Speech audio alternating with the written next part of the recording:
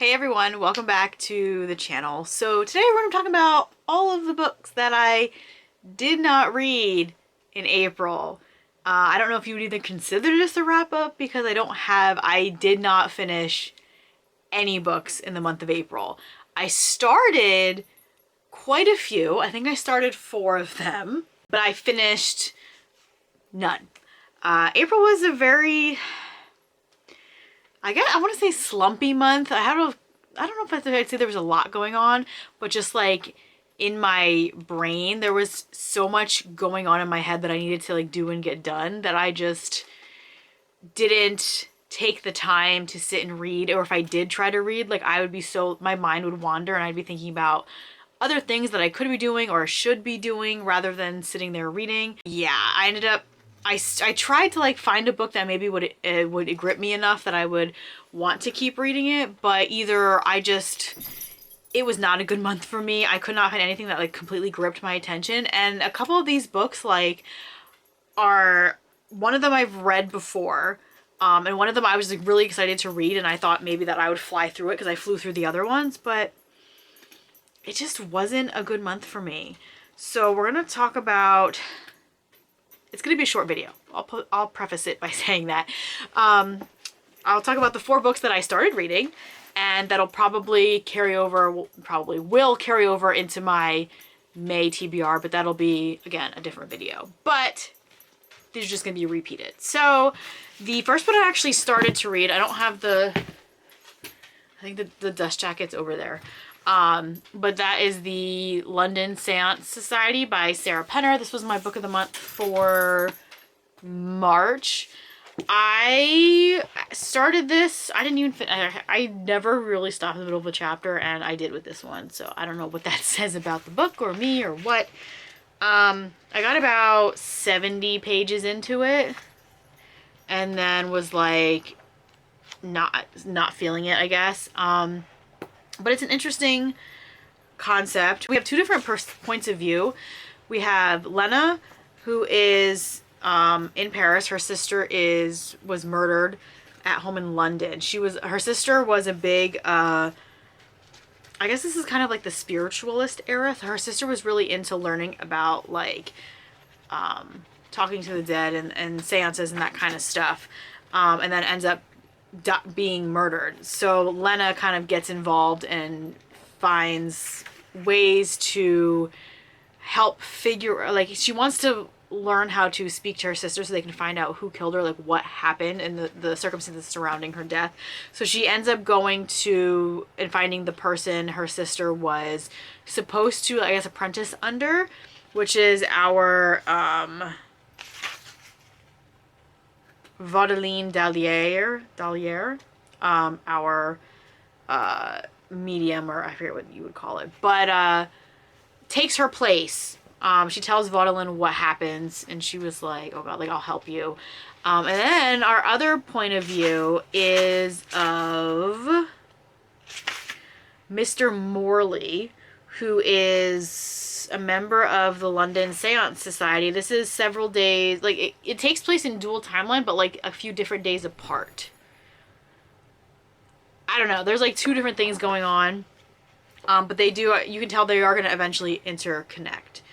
So he's also solving the murder of one of his comrades, and he knows that Vaudeline is the one person that has a personal connection with them, and he is trying to convince her to come back to London and just help him solve this murder.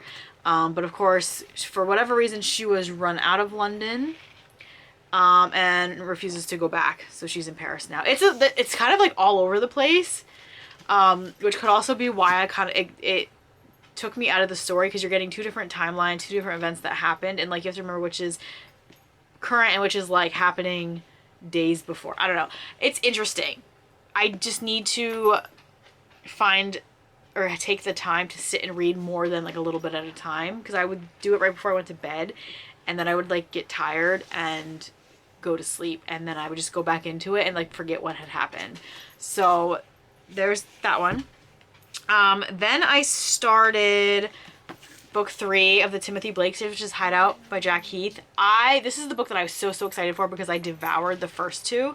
This one, I'm about 55 pages into it. This one is just, I don't know, like, I still want to read it. It's just like, I think it's definitely more slumpy with this, because I started reading this, was reading bits and pieces at a time, would stop and go do something else. I'm like, I wasn't sitting down and giving it my full attention, which is what I desperately need to do when I'm reading physically, or I get bored, or I feel like I'm getting bored, even though I might not be bored if I sit and pay attention to what's actually happening.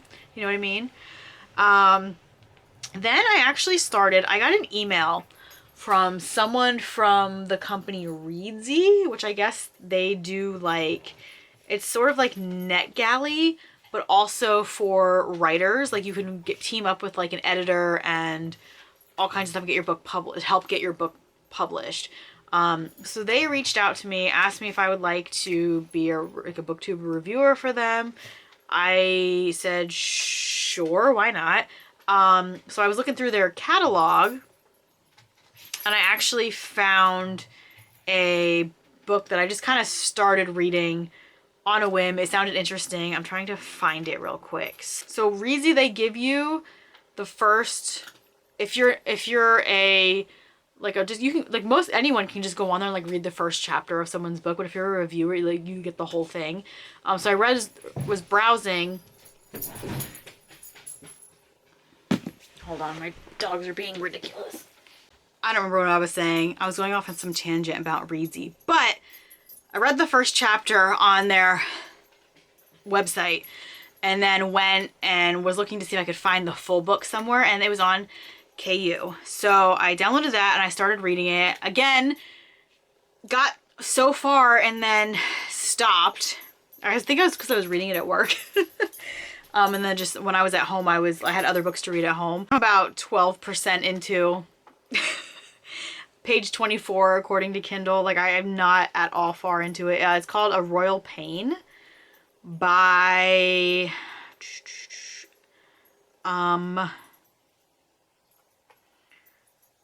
Abigail Drake. I think it's the first book of the, what's the name of the series? Park Avenue Princesses, book 1. So it sounded fun. It was like a royal romance. The beginning of it actually reminded me of the Princess Diaries, not Princess Diaries. Sorry, thinking Anne Hathaway, because it is Anne Hathaway.